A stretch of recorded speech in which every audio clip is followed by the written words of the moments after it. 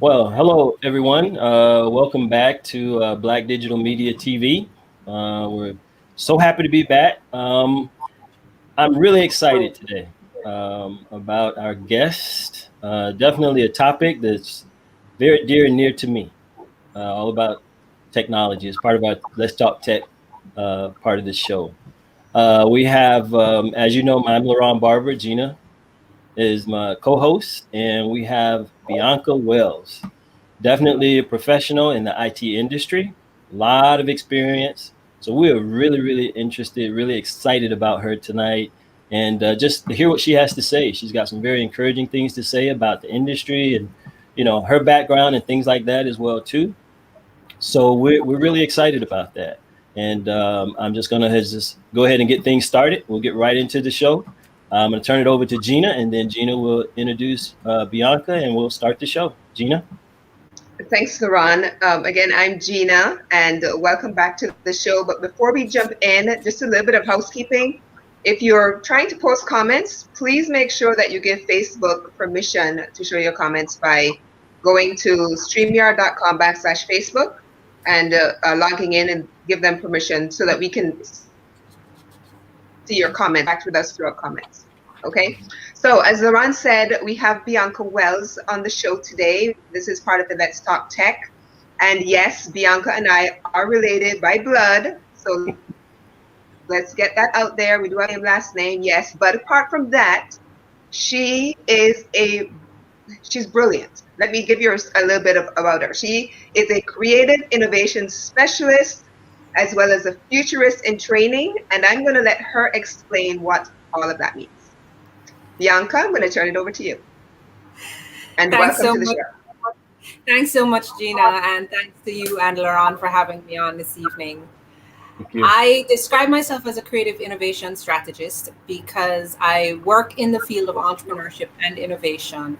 And there is definitely a creative leaning to it. And I also happen to have a creative background that I bring to the innovation space. My day job, my 9 to 5, I work as the digital innovation manager for the Victoria Mutual Group based here in Jamaica, where I'm part of the digital transformation team. And my responsibilities really are a mix of tech and creative because I not only have responsibility for some of our process automation work that we do internally, but I also have responsibility for helping to develop an innovation culture and start to change some of the mindsets of the team members at the VM group. So there definitely is a mix of creative and technology there. And the Futurist in training, that is relatively recent. Like a lot of people during COVID-19, I took the opportunity to start doing some trainings. And so I enrolled in a course in strategic foresight, which is a discipline that is not new, but it was new to me. And it really revolves around not so much trying to predict the future, but trying to describe possible futures and start to identify what is the preferable future and how you can then work towards it.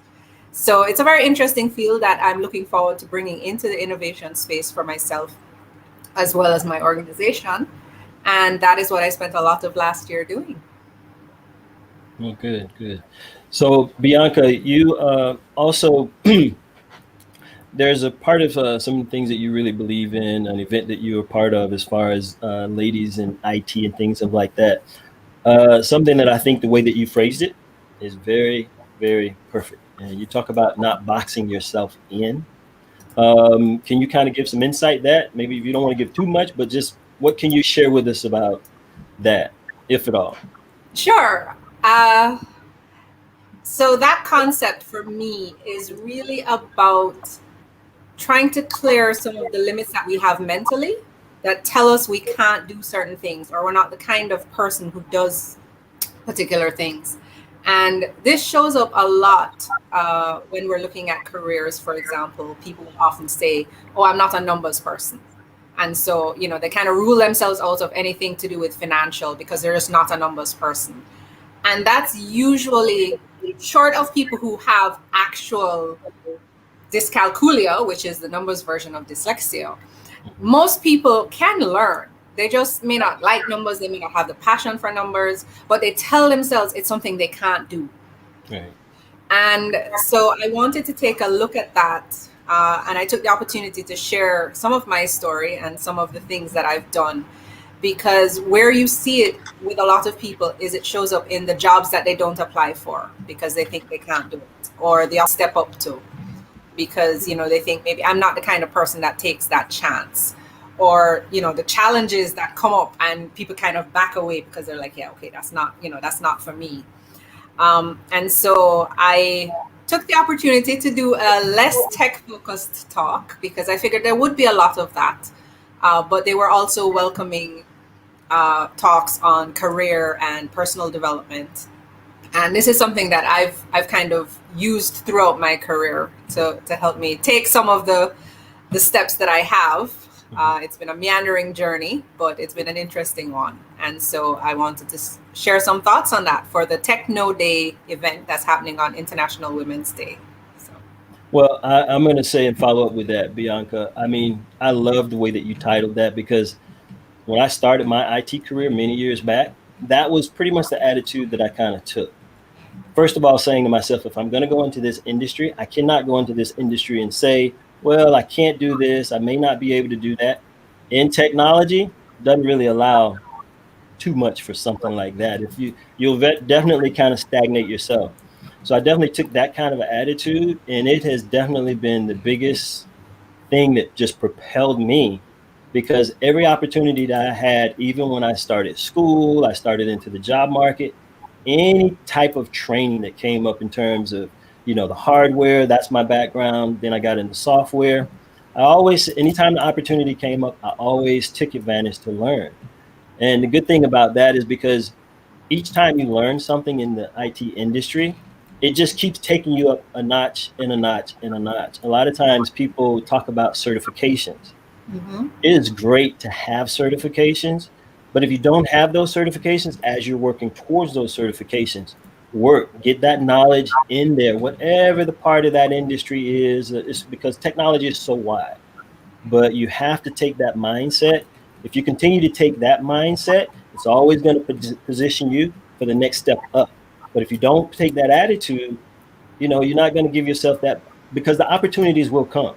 You just need to make sure that you're prepared, and you've been preparing yourself mentally from a technological perspective in the industry, so that you can take advantage of when those opportunities come. And then when those opportunities come, your name will be on the list to say, hey, I know you've been talking about doing some of these things in the industry. You've learned this and this, but you know, so how do you feel about something like that, Bianca, when I mentioned that? So I have to admit, it's been a long journey for me. I've not always had this mindset. So as I was listening to you, when I started out studying technology, I was one of those people. I was like, yeah, I do not do networking. I do not do hardware. That is not my thing. And I have to admit, in the last 2 years, I have repaired my own phone and laptop a few times. So I forced myself to remember some of the basics that I knew. Yeah. But it has been a long journey. And definitely when you start talking about certifications, there's always a bit of a debate. Yes. In terms of how valuable they are. Yeah. And there is value in certifications. Yeah. They do very well at showing that you have a very specific knowledge set. Yes. You know, particularly where it comes to large bodies of theory. Mm-hmm. You know, they're very useful in assessing that. Right. Depending on the certification, if they include a practical aspect, then yes, they can, you know, demonstrate that you have particular abilities. But it is absolutely possible to progress in your career without certifications. Right. Yeah. Yeah. I have spent the last several years doing quite a bit of project management. And It's not that I have no project management training, but I've never gone ahead and done like my PMP, you know, project management professional certification. Yeah. Right. Because in my head, I didn't see the need for it. And truthfully, I've never been asked for it. So it's not to take away from the people that do the certifications, because there is value in them, but it is also possible for people that, for whatever reason, choose not to or don't have the opportunity to. You know, there is still scope for them to move ahead without it. Yeah, because in this industry, the main thing when you're looking for a job, when you're talking to whoever you're talking to, is so specific to whatever that particular job is. As long as you can demonstrate that you have the proficiency, then that's your end. That's your end, and it can take you so far. That's even without a degree, but that's even without a certification. But like you said, and I agree with you, I'm taking nothing away from that. Those things are great. They're fantastic. Don't let that be, oh, well, I don't have this certification, this, that, and the other. Get in the game. That's why I started my nonprofit organization, and we'll be talking about that again too, more. And that's where we get in, because the whole point is to create an atmosphere that kind of, I bring along the advanced level relationships and the technical skills and the training from a very advanced level. But I break that down even to a community perspective, because I just want to kind of take that sting away from the fear of people saying, oh, I may need to go back to college, I may need to go to this. Listen, as long as you got a good support technical team system behind you that's training you and you're staying in that, you're good to go. And that's what I really want to do. And that's the whole point of my nonprofit organization, is to get more Blacks, individuals, youth, and adults into the IT industry. So that's why I say, when Gina talked about Bianca coming on, and I saw your background and you being a part of the international speaking for AI and things like that, I got very happy. But one of the things I want you to talk about as well too, from your perspective, Bianca, let's kind of talk about females. I mean, I know that's important to you in the IT industry. Can you kind of shed some light into that? Why is it important for females to really take the IT industry serious? Women in tech is a topic that really we've been talking about for decades, and it's fascinating to me because there is a book I was reading. I don't think I have it right here to put my hands on it. But it was looking at sort of the origins of the tech industry. Yes. And in particular, it went into great detail about just how instrumental women were, and how at one point they actually had to convince men to get into the tech industry, telling them it was not a women's field, it wasn't women's work they were coming to do. And obviously we've seen a complete 180 from that. Tech evolved into this very male-dominated field, where we now have these conversations about encouraging women to get into tech. And it wasn't something I ever really thought about. I realized when I was doing my computer science degree that I was in the minority. There definitely were less women than men in the classes.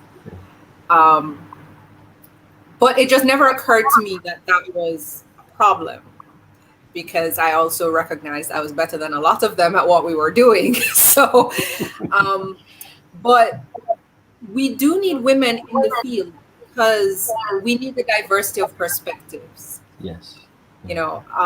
More recently, what we've been seeing, some of the social challenges, for example, some of the issues that we see around harassment, the way that some of the software and communities are being built, there is a lack of balance in the perspective. And so there are things that are being left out of the experience because they're just not being considered. And so we need the diversity of perspectives. And that's really why women have to get involved, so that they can help to balance, literally, when we start looking at not just how technology is designed, how it's going to be used, but when we start thinking about what are the implications, for the future, for society. We want to try and make sure that we have a wide range of perspectives. And so that's not just gender. It's also when we start talking about race. We have movements about trying to get more Black people, as you mentioned, into tech. It's the same reasoning, is that we need to have these broader perspectives. We need to have diverse voices contributing to make sure that tech is really going to benefit all of us. So as you've gone through your technology industry or your career, and as you've moved up and you've been a part of so many different parts of businesses at certain points, have you really seen some of the barriers that we hear in terms of ladies in tech? Do you actually see that? I've had some of my companies even ask me that question. So can you shed any light on that from your perspective, Bianca? So have I seen it? Yes. Have I personally experienced it? Not as much. But they definitely exist.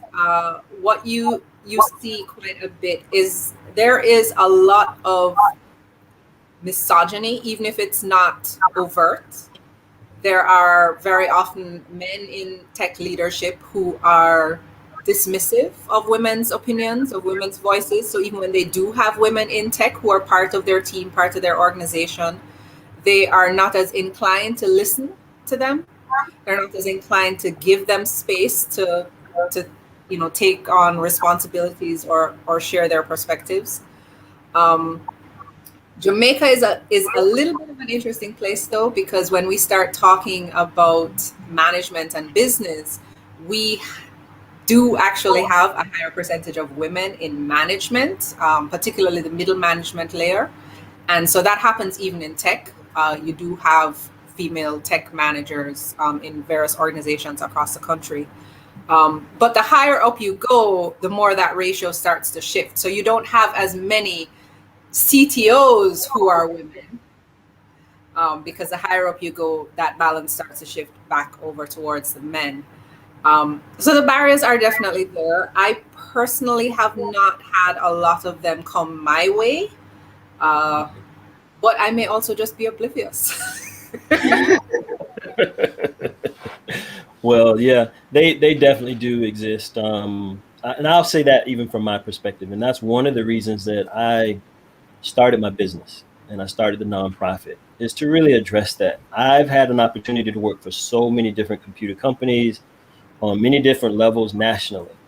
Some of the barriers that they say, not only do these barriers exist in terms of us as numbers into as an employees, but some of these barriers do exist even as IT companies. We do face some of these exact same barriers that we talk about in the industry in terms of contracting opportunities, resources, and things of that sort. But there are a lot of barriers in the industry. But I think the way that we combat that, and you can kind of talk to this as well too. The way I look at it and the way I approach it, Bianca, is that's why it's important for me to know what it is that I'm talking about when I'm at the table at any level. If I'm talking to executives, if I'm talking to CEOs, if I'm talking to someone that's in the beginning, someone that does hardware, someone that does the programming, as long as I know what I'm talking about, it kind of gives me a little bit more of an even playing field. And I think that's the key. That's the key in this industry. And we really have to make sure that we know exactly what it is that we're talking about, when it's our time to shine, right? What would you say? Yeah, expertise and credibility is the way to go. The real challenge when we do start talking about some of these barriers is that even when people do have the expertise, the credibility is hard to get, because if nobody's listening to you, it's hard to prove that you are in fact as expert as you are. But it is important. I mean, you can't be fighting for a space and not actually know what you're talking about when you get there. So right. Yeah, definitely.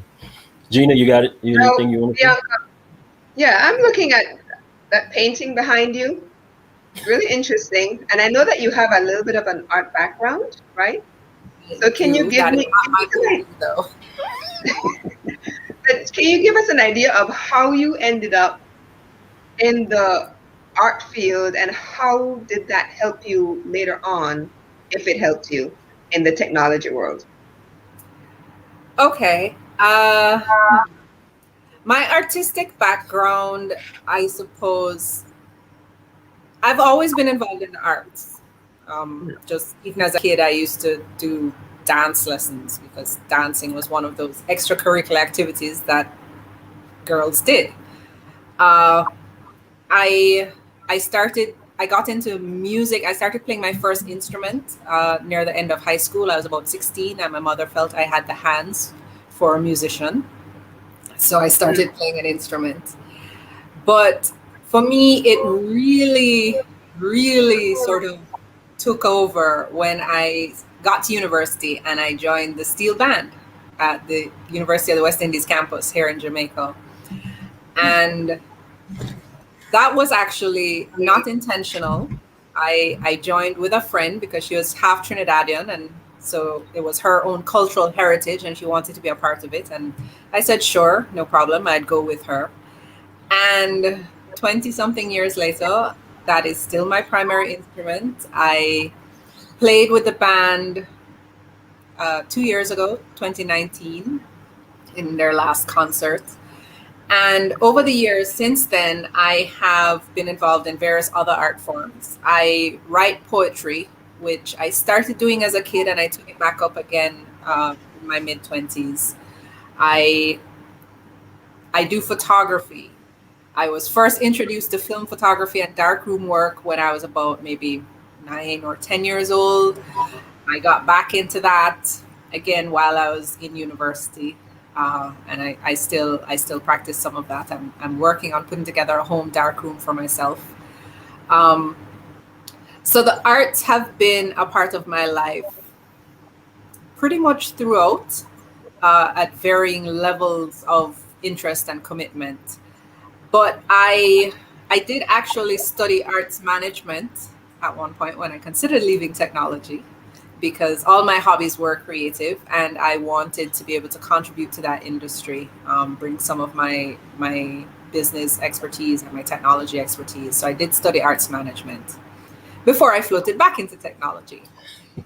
But it has definitely contributed to my career and sort of my development as a professional in a few different ways.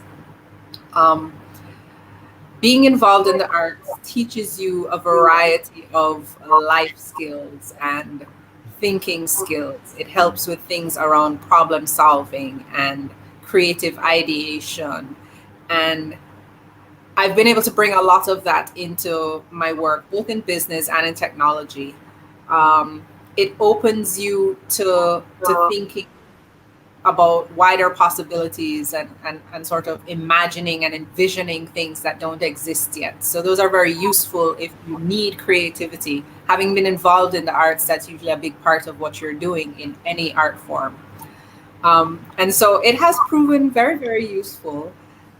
It helps me, just like when we were talking about diverse perspectives, bringing women into the room to balance against perspective of men and bringing multiple races into the room to balance out those perspectives. I found that having a creative background allows me to also bring that perspective to balance the business and the technology. Sometimes I'm in the room with people who are very, very focused. They're very, they have on their blinders because, they sort of only know their space.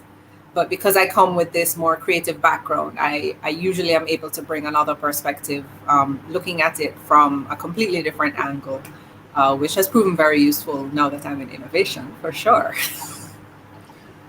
This is kind of a side note here, but just to give an interesting background on Bianca and I, we didn't even know each other until about 7 years ago, was it? I think it was about almost 9. It was 2012. The summer of 2012 was when we were introduced by phone by my landlord. Yeah, and he basically said, "There's someone here who looks like you. You have the same last name. I think you're related." And that's how we ended up finding out about each other, right? And now when you mentioned all of the stuff about the music and the art, it makes me think that there's so many of us in our family who have that artistic and that creative background. And a lot of us have never really met, but when we do meet, we find that there's so much in our family that's so similar. So that's, I know that's a sidebar. That is something I definitely would like to explore a little bit more, because I find that very interesting. That's why I had to bring that up. Even yesterday, I was discussing with my sister as she's putting her portfolio online, because she is an artist. She paints, and so she's diving back into that world in a deeper way right now. So it is one of those things. Is it nature or nurture? And I know, Bianca, also when we kind of did our pre-talk before, we kind of talked about art is a technology form, right? Mm-hmm. Yeah. So can you, how would you shed some light on that part? How would you do that? Ah, wow. Uh,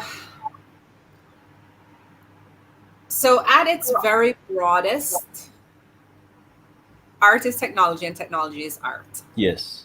Yes. Technology, a very, very broad definition, starts to Very look well. at how humans put things to use. Yes.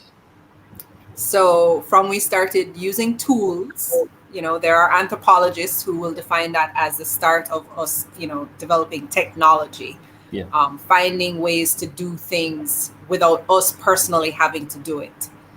Um, in that way, art is a form of technology in the sense that it's a communication medium. It's used in a variety of ways. Art, a lot of people, when they start thinking about art, they think, oh, it's all airy fairy and it's pretty to look at. But Mm-hmm. art is actually used. It's used to inspire. It's used to revolutionize. And so, in a way, art does fall very, very loosely into the technology space because we Yeah. have found ways to use it to do things for us, Right. Yeah. to send messages, to spread ideas. So it's always an interesting intersection. And then, of course, there is definitely art in technology, not just from the literal perspective of design, but when we start looking at the way technology is being used to Yeah. shape our society, shape our communities, Right. shape us as individuals, Right. there is definitely art involved in that as well. It's not all just zeros and ones. Oh, it's funny you said zeros and ones. Well, you made my head just go. I can imagine. Go ahead, Gina. Yeah, let's come back a little bit to technology and today in the whole, the big C environments. I try not to use that word right now, but you understand what I mean. With Sure. the current environment, how have you seen technology really grown?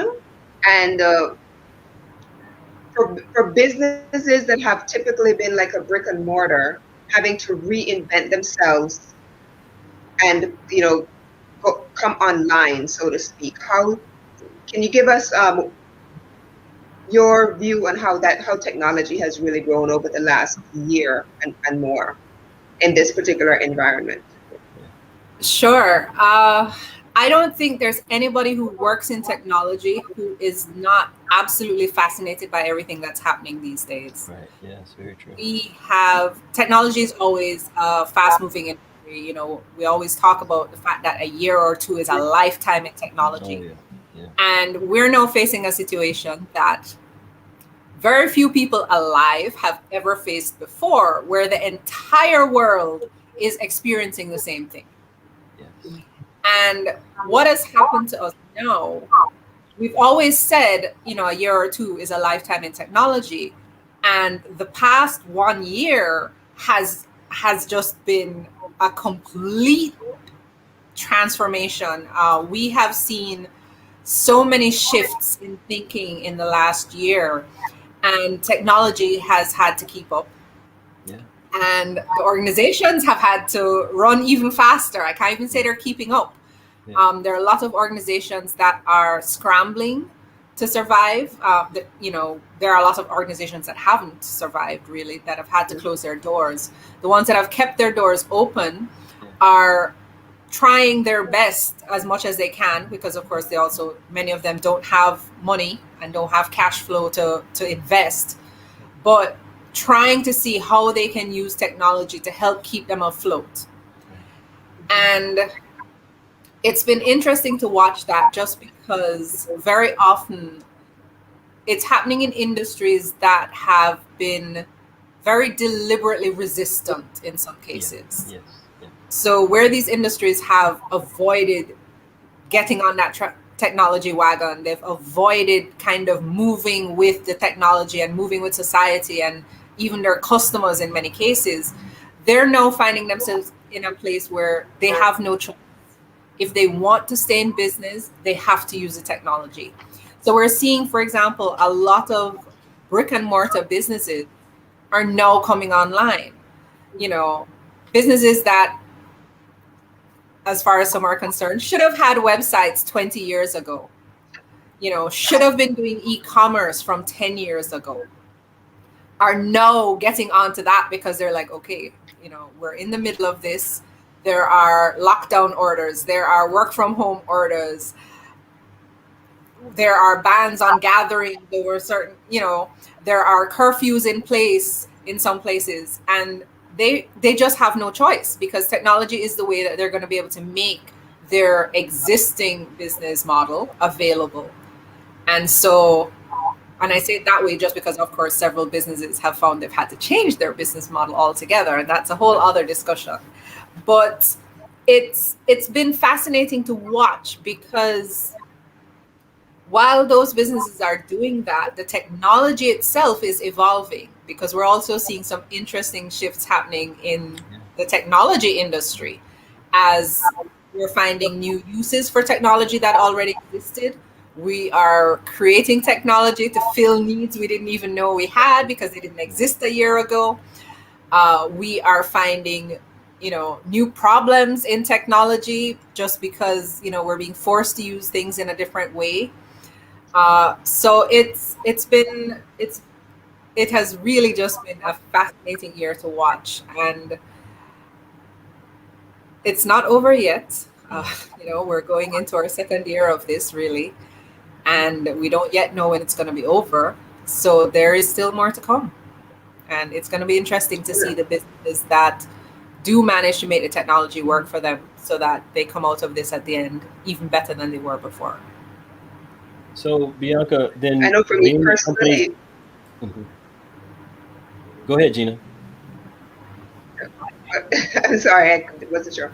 I know for me personally, one of the things I had to get used to was doing these live streams, and because, you know, I was so teaching in a classroom or having a group of people when we were doing an art class, and that wasn't allowed anymore. So I remember the first live stream I did, I mean, it was nerve-wracking. And then so I challenged myself, and for 30 days did a live stream every single day for 30 days just to kind of break into it. But yes, that was definitely something that I had to kind of get used to, was doing this online thing. And of course, you know, I skip ahead a year and Laron approaches me with doing this particular platform.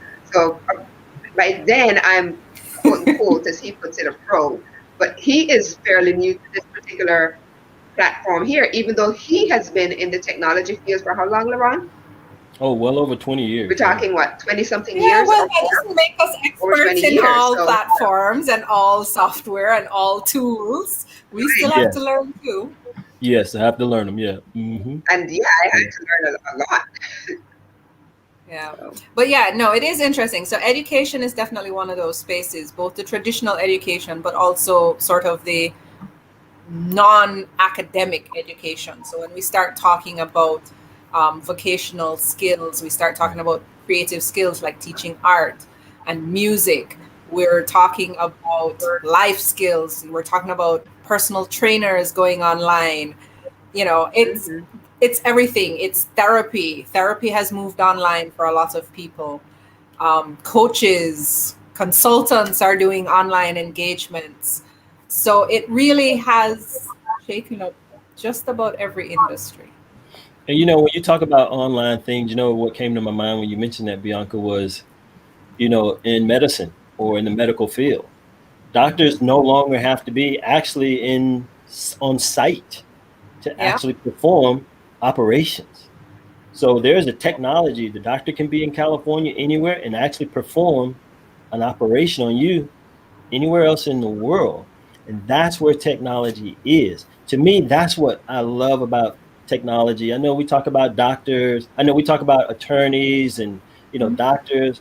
But So when you as you talk bring up about, medicine, that it does pose some interesting challenges intersecting with what I just mentioned. Because, for example, my father actually lectures in anatomy, and they're Mm, struggling just a little bit with teaching students anatomy without having them come into a lab and look at yes, samples and look at, yeah, so the technology does exist, but it's not yet wide scale enough that everywhere has access to it.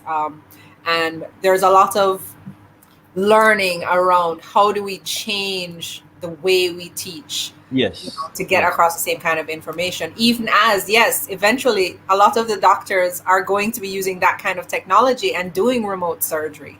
mhm, Telemedicine is already happening, definitely, in a lot of places where doctors are doing appointments, mhm, by video call.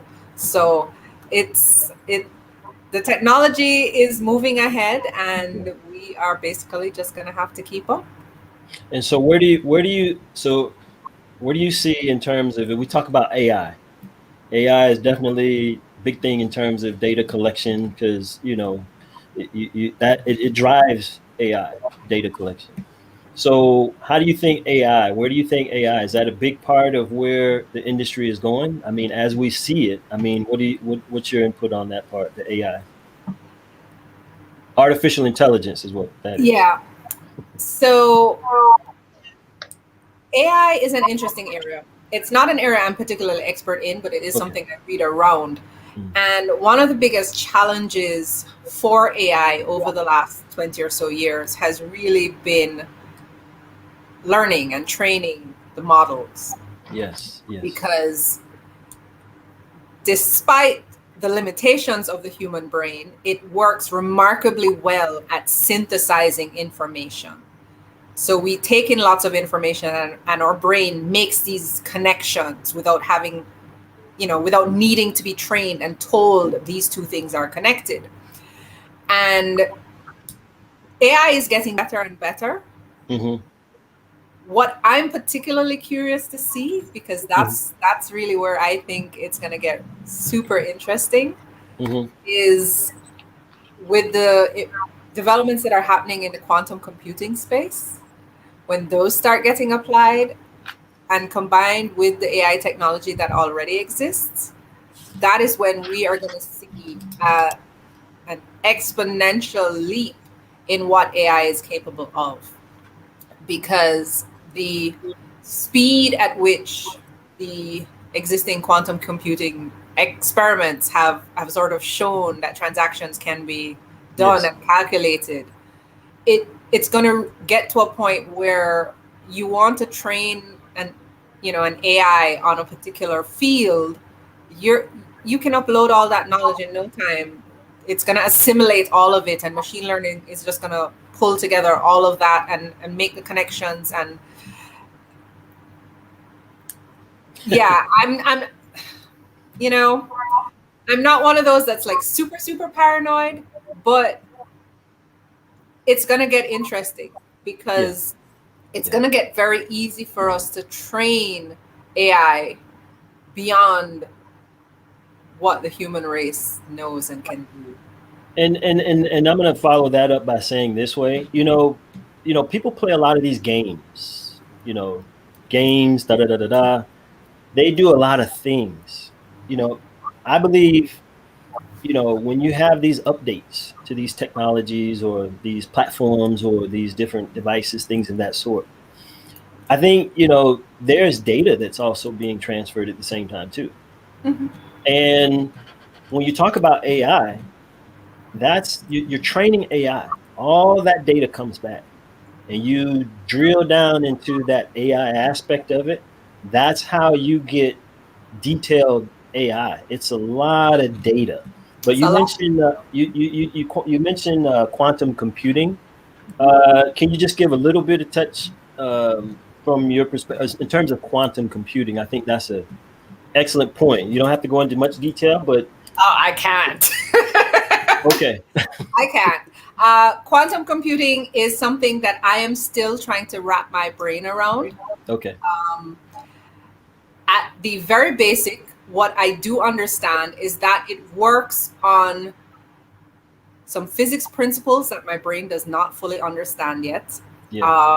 But essentially, there are ways that particles move and interact that effectively allow them to be in more than one state at the same time. And that allows magical things to happen. So instead of dealing with zeros and ones, where something is either a 0 or a 1, it could be a 0 and a 1 at the same time. And that basically exponentially expands the capabilities, because you no longer are doing things in sequence, but you can actually do a whole raft of things all at the same time. That is like my super layperson kind of understanding. I am actually now digging into this and reading articles trying to understand it, and I get to a point sometimes and I'm just like, okay, my brain can't make sense of this. But it is something it's basically the metaphysics of technology. What was that? It's basically like the metaphysics of technology. It is. It's the metaphysics of reality, actually. It's not just about technology. This is something that scientists were studying and then have found technological applications of it. But it has implications far beyond just technology. And it's an exciting area. If I were going into technology now, I would probably be like really excited to get get my hands dirty and but it's something that has the potential to transform the way we interact with technology completely. So, Bianca, since you mentioned you mentioned ones and zeros, I'm gonna go back there with you for just a second. Just kind of share, Bianca, from how important when you say ones and zeros. When you say that to me, I know what that means. But for someone that really doesn't know what that means, can you kind of explain that just a little bit, and how important is ones and zeros in the IT industry? Wow. And this is why they actually say sometimes if you want to learn something, you should actually use a beginner who is closer to that initial stage of learning, because experts often forget how to explain the beginner things. I mean, the concept of ones and zeros. All right. Easiest way to think about it. So your average layperson understands electricity, right? They understand, they plug things in, electricity happens. It's what makes things work. And so electricity which is flowing is either flowing or it's not, basically. At the very core of all technology right now, there are electronic circuits that are either conducting electricity or they are not. When they are not, that is a 0. When they are, that is a 1. And that is the simplest way to explain zeros and ones. But they rest underneath all of how technology works. In the very, very beginning, when all of this was just starting, you could send a super basic message with just zeros and ones. And you could figure out, they designed particular sequences that meant certain things. And we've basically we keep building on that. So we got beyond the point of only ever being able to send a 0 or a 1, because we could now send groups. So we could send a whole bunch of zeros and ones at the same time. And that group in packets. In packets, right? Exactly, in packets. And those groups just got bigger and bigger. So at the heart of everything we currently do with technology, there are zeros and ones, which is insane when you think about it, because it makes absolutely no sense for your average person just thinking about zeros and ones in their computer and their phone and their camera and their microwave and all these other things that now have computer technology. It is a little difficult to wrap your brain around, but that is how things work. And so there is still that limitation of something being either a 0 or a 1. When you start talking about it being both things at the same time, magic happens. That's all I can say. And if you're really lucky, you have a quantum scientist in your comments going, she doesn't know what she's talking about. That's okay. I'd love for them to reach out and teach me all about quantum computing.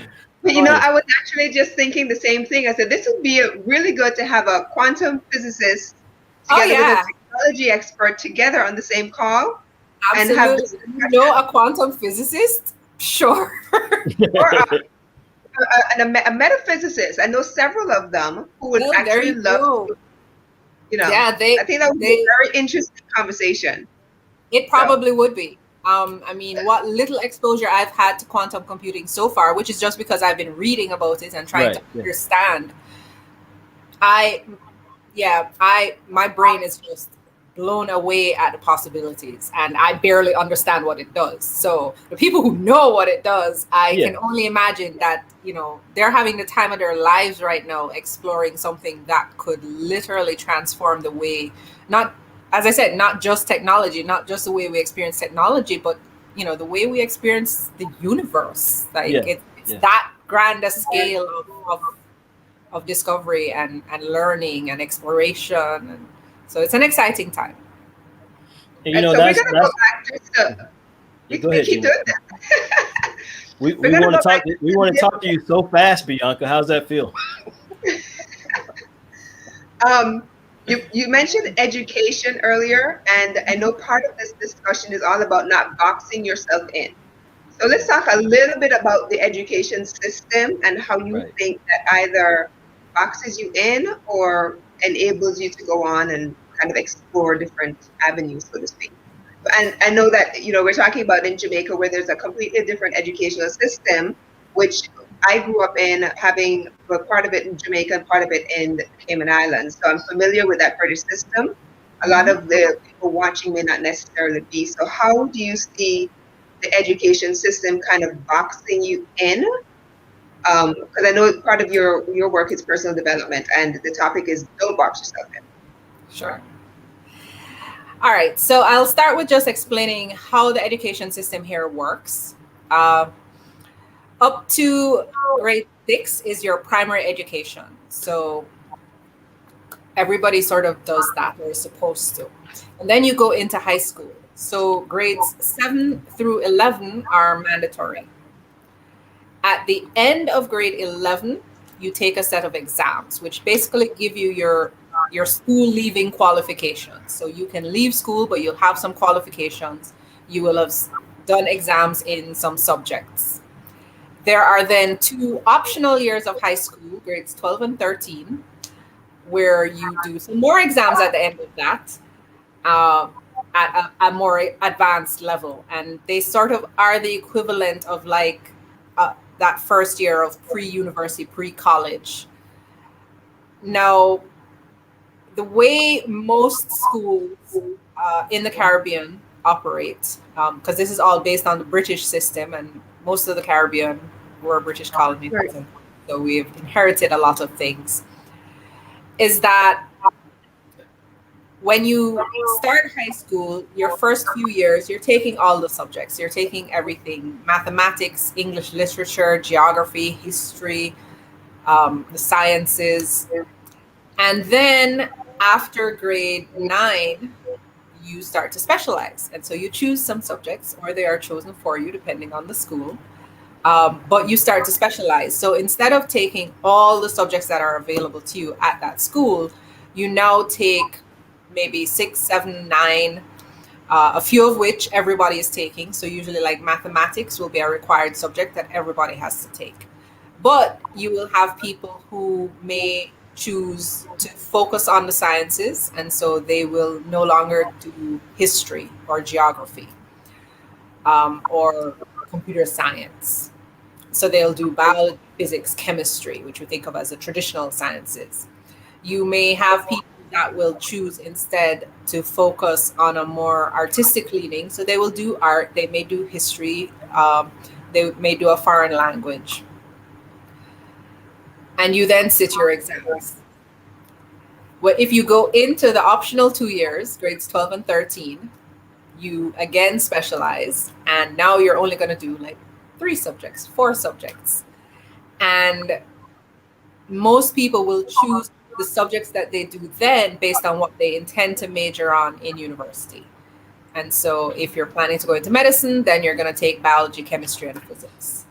Or if you know you're planning to go into law, then I think most people will take maybe history and, I'm guessing, maybe literature and, I don't know, something else analytical. What that does, though, is it forces children to start thinking as early as about age 13 what they want their career to be so that they can choose the right courses. And in most cases, most 13-year-olds really have no idea what they want to do, what they want to be. And they end up defaulting either to the subjects they get good grades in, the subjects their parents think they should take, or, you know, they'll default to one of the sort of very common career trajectories. Everybody wants to be a doctor, lawyer, engineer. What that then does for you is that it actually makes it a lot more difficult if you change your mind. Because if you did not take a subject at the end of 11th grade, you can't then look and do that subject in 12th grade because you don't have the qualification to go into it. If you didn't take a subject in 12th and 13th grade, getting into a degree program, you get funneled in a particular direction because you don't have the requirements for other programs because you only did these 3 subjects. And so you may now need to go back and do some prerequisites if you want to try and change what you're doing. It's interesting because I have exposure to school in Europe. Actually, I lived in Belgium for a year and I did a year of high school there. And it was a very different system because what they do is everybody continues to do all the subjects, but your specialization determines the concentration of your subjects. So if you know you're leaning more towards the sciences, then you might take 7 or 9 hours of science classes a week. But you're still going to be studying history and geography and religion and literature and a foreign language. If you know you don't plan to do anything scientific, you still have to take like 3 or 4 hours of science a week. You don't get out of it. It just means that you're not going to learn it in the same depth, but you're still exposed to it. And what that meant is that the students that were coming onto that system, they were a lot more rounded, right? Just personally and in the things they could talk about, they were a lot more rounded because they had continued to be exposed to all of these topics throughout their high school career. And it also left their options fairly open when choosing what to do in university, because even if they hadn't concentrated on the sciences in high school, they still had a grounding in the sciences, so that if they did want to go into something more scientific while at university, they actually had a foundation for that.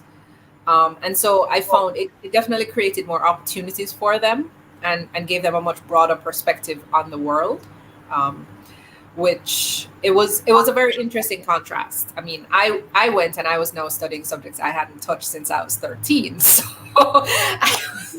it was really an interesting experience. But I do think that the way our education system is set up tends to box us in by making us choose really early. Yeah. Because one you're of the choosing things that before you know yourself, you're choosing before you really are even exposed to, career possibilities. And there's so many people I know who by the time they graduated with their first degree, they already wanted to change fields, because now they got into the industry and they're like, okay, I don't want to do this for the rest of my life. I don't like this. But it's just what they'd kind of been funneled into based on, their subject choices as they were growing up. Mm-hmm. Laron, you're muted. Laron, you're muted. So, yeah, I'm sorry. So, Bianca, does that go back to what we kind of talked about in one of our pre-discussions about how they stream students Yes. into certain directions. Is that what you're speaking to when you say it that way? Yes, so that is a part of it. What you will find, the way that subject selection is handled at different schools, it varies. So some schools allow students to choose whatever subjects they want. Some schools create streams, and different streams are sort of funneled in different directions. So some streams may be doing a lower number of courses. And that's just sort of determined by the school, how many courses that stream is allowed to do based on what they think the capability of the students is.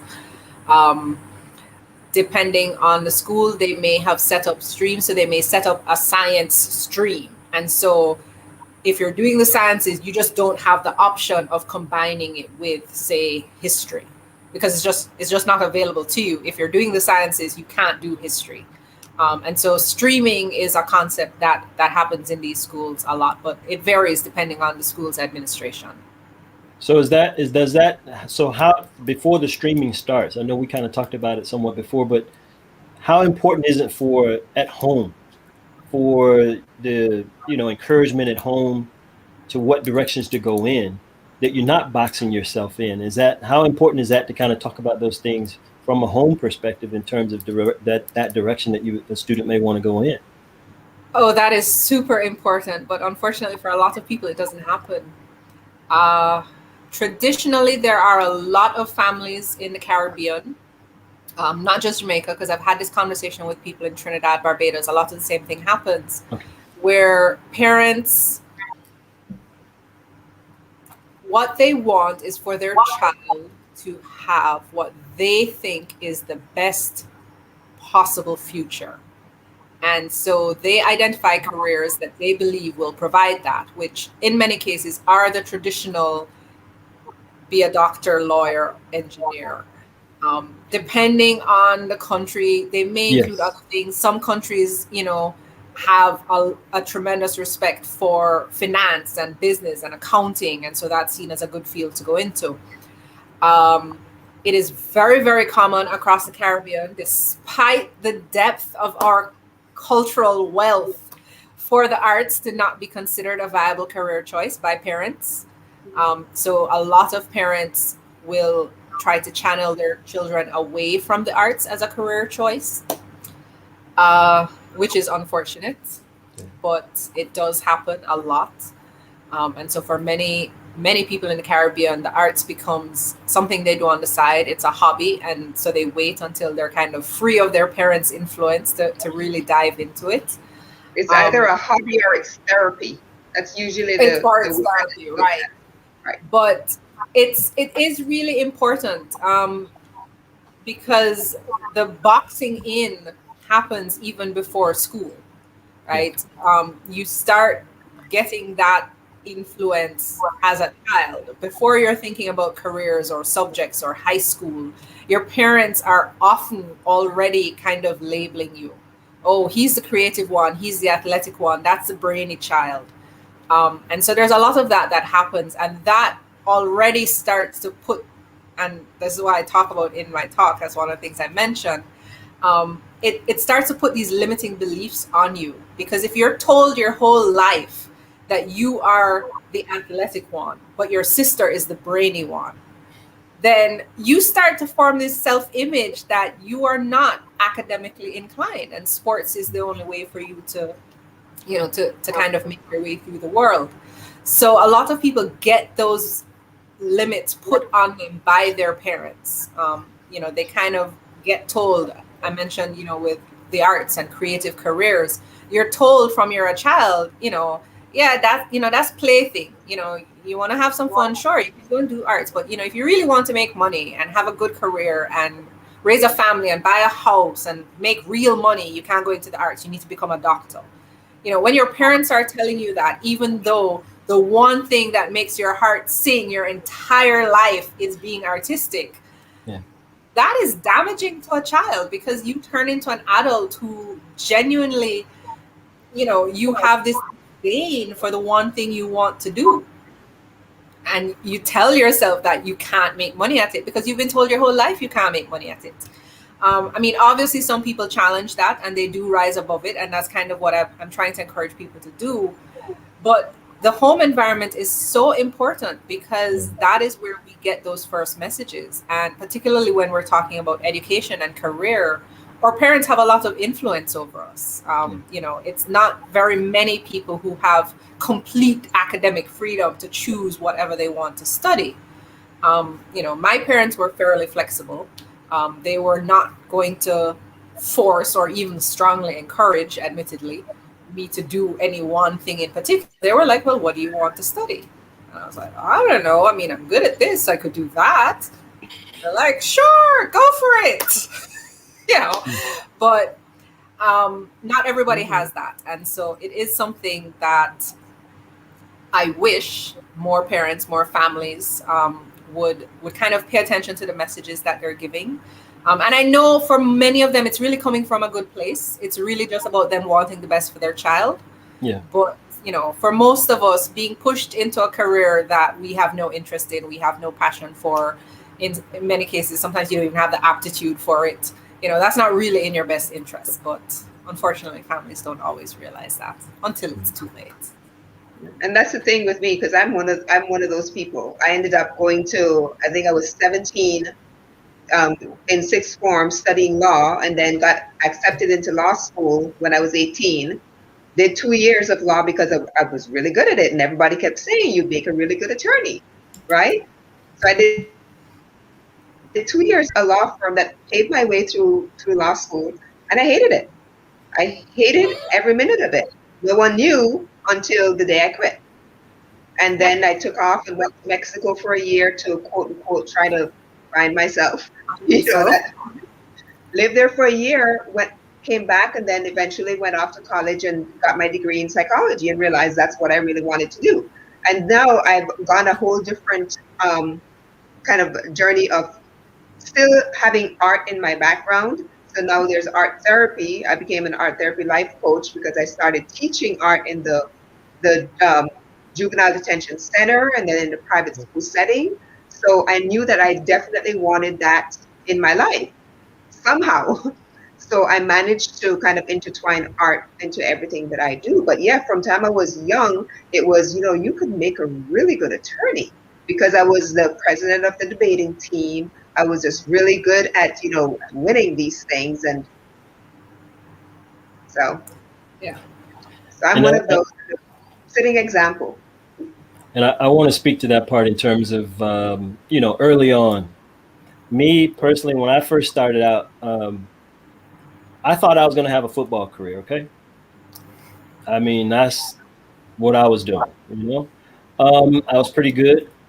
You know, one of the guys who I played football with when I was little, he's now a huge professional. He's now one of the big guys in the CFL and one of the commissioners there as well, too. But that's where I thought I was going.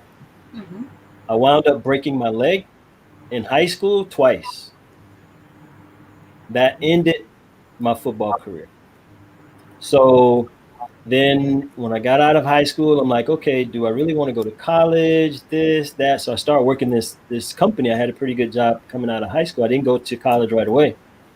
But then I said, you know, I want to do something. I just don't want to stay at this company. And I was running a machine. And I was just thinking, do I want to be a doctor? I'm like, well, I probably don't want to do that many years. Do I want to be a lawyer? And then my cousin was in computers. And I said, well, maybe I'll give that a try. But I started from, Bianca, you talk about somebody who was totally afraid just to touch the keyboard. That was me. Now, Gina, she might think that's kind of funny because she calls me a geek. But, you know, that's where I started from. But I started very early on. But, you know, and I just started from there. And then I was able to start my own business, go to school, and start a nonprofit organization. I've worked with so many different federal agencies, colleges, universities, school districts, but that's where I started from. But we definitely have to start early. Definitely that encouragement from home. Just think positive, be positive, and never say you can't. That's the main thing I tell people. I try to encourage people.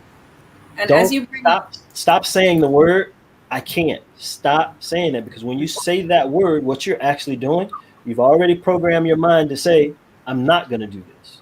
Yeah. So even, and when I was in school, Bianca, the way that my tech school trained me was there was always two ways to do things, right? There's a hard way, there's an easy way. And I always like to find out what's the hard way to do it. I want to learn that way first. And if you start that way, you're challenging yourself. If you do that, that's going to carry you so far in the industry. And like you said, a year, 6 months in the technology industries, I mean, 6 months is like a year. Things change so fast. So, and what my instructor told us, he says, listen, you're going to be learning things so fast, you're not going to have time to be stuck on what you don't know. He says, don't worry about that. Just keep up. That kind of sounds difficult, but when you tell your mind, I'm going to do it. I'm not going to get stuck. Whatever I don't understand, I'm going to get back to it, but I'm going to keep up with this class. Yeah. That took me through my career to where I've had so many great opportunities and working on so many different levels. Yeah. And, so when you mentioned about not using the word can't, right? One of the quotes that I love is, whether you say you can or you say you can't, you're right. That's true. Because it's when you tell yourself you can that you know, what you're really doing is you're suggesting that your ability is fixed and you literally do not have the ability to learn something, which that's just not how our brain works. No. You know, you may learn it slower than somebody else, but your brain can learn it. Whatever it is, your brain can learn it. And so when you start telling yourself you can't, you're, as you said, you're literally just programming yourself, you know, into this place where you're just not going to do it. So it's learning is something that's available to all of us. And in the technology industry, one of the things I've always taught when I teach individuals, and I always say this, listen, if you say you can't do something, you're not really saying you can't. Here's the problem when you say that. What you need to do is says, look, if I do this enough, I'll learn it. Mm. If you begin to think like that, okay, I'm having problems with this particular spot today. Okay, fine. Focus on that. Do it over and over and over. Anything we do over and over, it eventually becomes us. Then you go to the next thing. Yeah. Do it over if you're having problems. And then a lot of those things start connecting up in the technology, and then it becomes part of your basic foundation. Then you start learning that more advanced stuff. But anything you say you can't do, just think of it from this perspective. I'm only saying that because I'm unfamiliar with it. But if I do it over and over and over, I'm going to know it. So just have that attitude and make the sky the limit. I no longer say make the sky the limit, Bianca. I always say aim for the galaxy. That's right. Which is expanding, by the way. So it is. That keeps moving. That's, again, we can bring in the astrophysicists for that discussion. There you go. We'll have to do that. We'll have to do that. Gina? But you know, one of the things is though, and I've seen this a lot because we had a guest on, you know, talking about not boxing yourself, and she was well, I'm not going to say was, she is a nurse, but by way of developing or contracting a particular virus when she was working as a nurse, she wasn't able to work anymore, right? So she had to sit down and say, okay, what am I going to do with the rest, you know, with my life from here on out? And she basically reinvented herself, and now she is a life coach, but she's a self-care expert. She basically, because she realized from being a nurse and getting sick that she wasn't really taking care of herself the way she should have. So after, you know, kind of helping herself, then she realized there are other people out there just like me. So her career, and I can speak to that as well, because, you know, I was on this path when I was teaching for 11 years, and I literally went from being a teacher, being a training in the martial arts, to barely able to walk 10 feet, right? And I literally had to look at my life and say, okay, where do I go from here? And the stuff that I have studied, you know, like you said, not limiting yourself I couldn't tell myself that I couldn't learn aromatherapy. But believe me, when I picked up that first little vial of lavender essential oil and I had to learn the chemical makeup of this thing, it literally, I mean, it's a foreign language. Yeah. But I And had to tell myself, yes, I can do this. You know. that's the thing. When we tell ourselves a lot of these things, what we're really doing is we're defining ourselves by something that we do or something that we know. And when you start to link your identity so closely to that and you lose it for whatever reason, Laurent was going to be a football player and then broke his leg twice. If you've only ever defined yourself as a football player, then you find yourself a little lost because you literally don't know who else you are, right? But so, that woman, she was a nurse, fine, but being a nurse was not her identity. That was just something she did. And so she realized she had skills. She had studied nursing and she had skills that she could now apply to something else. And it's one of the reasons why, like even going back to the sports example, you see, athletes who have retired, but they move into coaching or commentating because they recognize that they have a skill set that is still useful, right? Not because they're no longer a football player or a basketball player. That identity, they can't tie themselves to that, because if you do that, then when you lose it, you have nothing.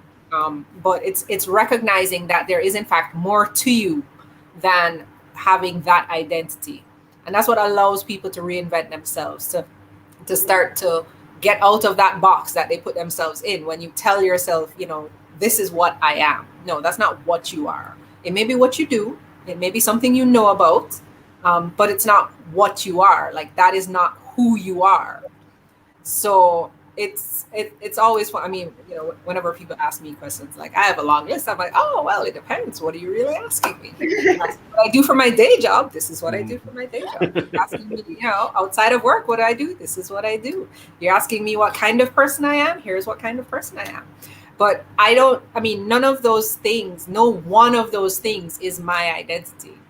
Right. Which for some people is a little weird, but I am all of those things all at the same time. Like those quantum particles, I'm more than one thing at a time. So, but it is a mindset shift that people have to make. And most people, unfortunately, don't get there until something happens. And then their sense of identity is challenged. And they're like, okay, hold on. Who am I without football? Who am I without nursing?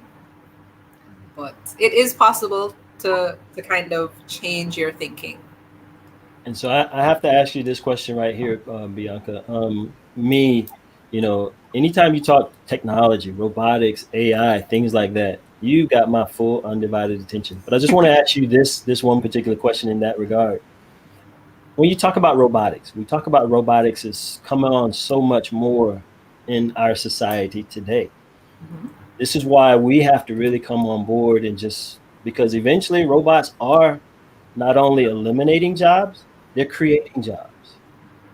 So when you see all these things, robotics, they're robots that's flipping pancakes, robots that's doing bartending, robots actually unloading trucks. When you see these things, Bianca, from your perspective, and now we're talking about flying taxis. These things are real, but when you talk about robotics a little bit, how do you feel when you see all this stuff coming on, and what would you encourage, young people to do in terms of thinking about, definitely getting into this field, because robotics is real? What would you say? Yeah, that's an easy one. So, as you said, it's here, and use of robots is only going to grow. And what we have seen so far, as has happened every time there has been sort of a major industrial shift, is that it is the low-skilled jobs that get replaced, right? So when factory automation showed up, it was, okay, we no longer need 1,000 people standing, moving a part along a conveyor, along a thing. We now have the conveyor belts, we have the robot arms to move the things. So we don't need those people in the factories, right? Every time that shift happens, there's always some distress over jobs that are being lost. But as you mentioned, jobs do get created. So as we move into this age where robots are starting to do some of these lower skilled positions, jobs are being created, because there is technology that is running the robots. Somebody has to write that technology. These robots still need to be supported and maintained. They need to be programmed. They need to be designed. So jobs are being created. Looking ahead into the future, definitely people need to start thinking about these as options. We're starting to see more robotics specific training. So I'm not even talking necessarily about going and getting a degree, but there are online training programs that will train you in, robotics technology or automated self-driving automation, automotive technology. So it's for people to start thinking about what are the future possibilities, and start to position themselves to take on some of those jobs. I know that there's at least one person I know who was working on a project, and I suppose sort of across a nonprofit social enterprise that was doing both things, trying to introduce the technology into certain aspects of the country's economy, while also providing training to people to do some of the things I'm talking about in terms of maintaining the robots and, working on the technology aspects of it, so that they were actually gaining a skill. So it's a growing field. It's not going away. And as I mentioned before, as artificial intelligence developments continue, we're just going to see more and more of that, because we're going to get to a point where we can have the robots do more and more without intervention. And so we're going to see them kind of taking on more and more roles. What we are unlikely to see is robots take over the kind of work that still requires human thinking, which goes beyond, sort of calculations, and you start to get into the more vague, the more artistic, the more creative, making the kinds of connections that so far we've not been able to train AI to do. And so a lot of those sort of higher level thinking areas are where jobs are going to stay fairly secure for now, until we figure out how to make robots think like people, and then it may be all over for us. But hopefully that's not coming just yet, or hopefully we'll figure out a way to prevent that from happening. Well, like you said, I mean, the main thing, and I guess what I was really going with that, because a lot of people says, oh, robots are taking jobs, they're creating jobs. So what you need to do is prepare yourself to make sure you're ready. Those jobs are coming. Somebody has to build the robot. Somebody has to program the robot. Exactly. Somebody has to repair the robot. You know what I'm saying? I mean, you talk about autonomous systems, all this stuff. And that's what I love about technology. It is so wide. I mean, from applications to devices, everything is something controls it. You talked about circuitry earlier. There's a circuit. There's a circuit inside there. They have computers that repair computers. Okay? So come on, people. We got to get on board. That's why I'm so happy that I met you. And I'm so happy. I'm excited about, all the things that we've talked about. And I'm really looking forward to, just some of the things that we can talk to that kind of help prepare our communities and those that's in our communities to be ready for this. And I think the best thing to do, and what we've talked about, is there's always, what do they call it? Alternative ways of being trained. You don't always have to go to college. You don't always have to go to a tech school. That's one of the things that I've always done with my nonprofit. I take such advanced levels of technology into the community So we'll talk about all that stuff as well too. I'm excited. So definitely, there's a lot. There's a lot, and that's Yeah, why we brought you we can't do it all in this one conversation. So You know. on. And one of the things Ron doesn't really talk about much is the fact that he does have a free class. And Laurent, do you want to give out the website so that people can actually go and Yeah. access that if you want to find out more about what you do? Yeah, because it's a free coding class, and it's in dealing with Java and Python, the whole automation thing. I'm still building the website out. I only have it up to a landing page right now because I'm building a lot of different relationships behind that to make sure that I have all of the technical abilities behind this thing when it truly launched. The link is USA AI Robotics. So it's www.usaairobotics. You talked about autonomous systems, drones. We're talking about, software, artificial intelligence. That's why I say when Gina mentioned Bianca and I saw your background, I'm like, we have got to have her on, please. So yeah, Yes. huh? So what, And here Gina? she is. Yeah, she's here, and so definitely. But that's the organization. It's a nonprofit. That's part of an initiative that I just started. It's called USA AI Robotics. The nonprofit organization is Liaison Technology Institute, one that I've had for so many years. I've worked with colleges. I've worked with universities. I've worked with school districts. I've worked with different large nonprofit organizations. You name. I've worked with local governments, county governments. You name it. So we got a lot of things that we want to continue doing. I went back to industry. So you say, well, where are you at with the organization now? I went back to industry because I was working for a multi-billion-dollar company. I was the only Black in that IT department, and I was there for 8 years. I left there because, sometimes we talk about barriers. I just knew that there was this ceiling. And once I saw that start happening, I said, you know what? My desire is my nonprofit organization. I'm going back there. And when they talked about my bio at the work and the intranet, that's what I talked about. I love to teach kids STEMs. I love to teach them robotics.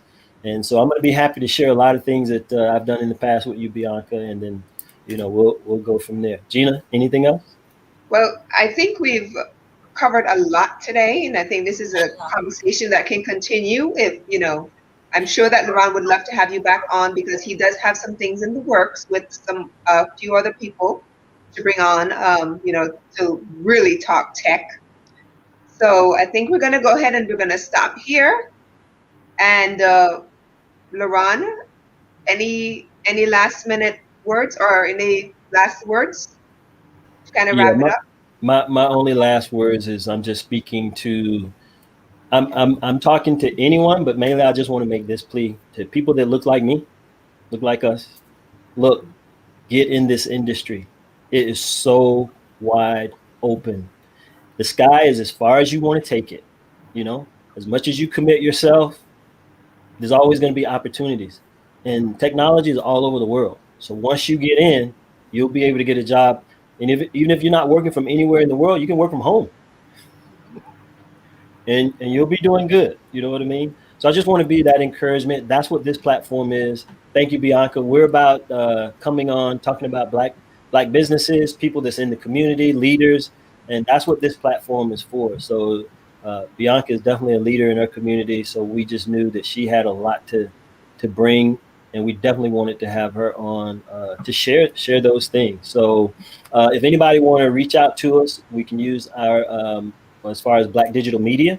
Right now, you can use the generic email address, which is going to be blackdigitalmediatv@gmail.com.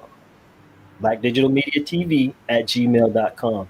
That's the basic default email for right now. And you can kind of send information to us, even if you want to be on the show as well too. But we got a lot of great things coming, so we're really excited. Thank you so much, Bianca. And Bianca, if anyone wanted to reach out to you, where can they find you? Well, I'm super easy to find. I am pretty much the only Bianca Welds. I dominate Google if you look for that name. But you can always find me on Twitter at Bianca Welds, or just go to my website, biancawelds.com, and reach out. Great. I'm so glad to have had you on. I know Laurent was just beside himself when he, trust me, I can't go into that. It is just, he was so excited. He couldn't wait for today to happen. So thank you so much for taking your time. I'm glad I lived up to his expectations. I hope I did. Don't worry, you've exceeded and I it, know that Bianca. you You've did. exceeded it. You've done 100% exceeded. Thank you so much.